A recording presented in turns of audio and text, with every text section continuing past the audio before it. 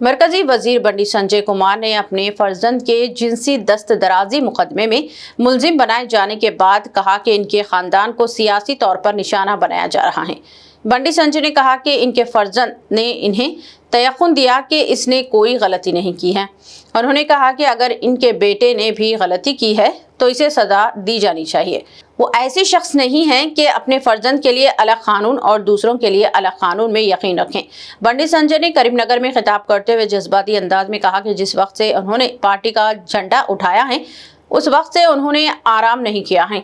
अब इन्हें निशाना बनाया जा रहा है। इनकी अहलिया इस मामले में शदीद ज़हनी दबाव का शिकार हैं।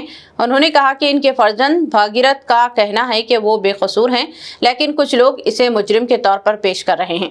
बंडी संजय ने कहा कि कानून सबके लिए बराबर है। अगर इनके बेटे ने कुछ गलती की है तो इसे सजा मिलनी चाहिए। बंडी संजय ने ताहम कहा कि इनके खानदान के खिलाफ मुनज़्ज़म साजिश की जा रही है।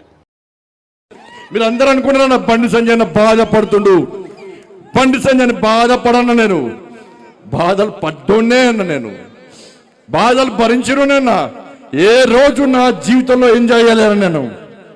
నేను ఏదైతే జెండా పట్టినో అప్పటి నుంచి నేను పడ్డాయన్ని కూడా కష్టాలే అన్న, నేను పడ్డంత కూడా బాధలే అన్న, నేను పడ్డంత కూడా ఇబ్బందులే అన్న, కానీ ఏ రోజు మీకు బాధలు చెప్పుకోలే అన్న।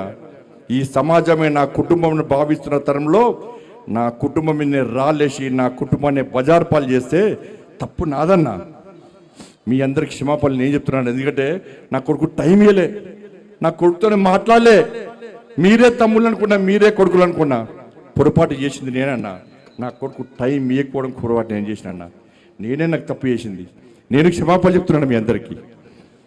కానీ తప్పు ఇవ్వకుండా బయటకు వస్తానని నా కొడుకు నాకు మాట ఇచ్చిందన్నా, తప్పకుండా వస్తాను మాట ఇచ్చిందన్నా।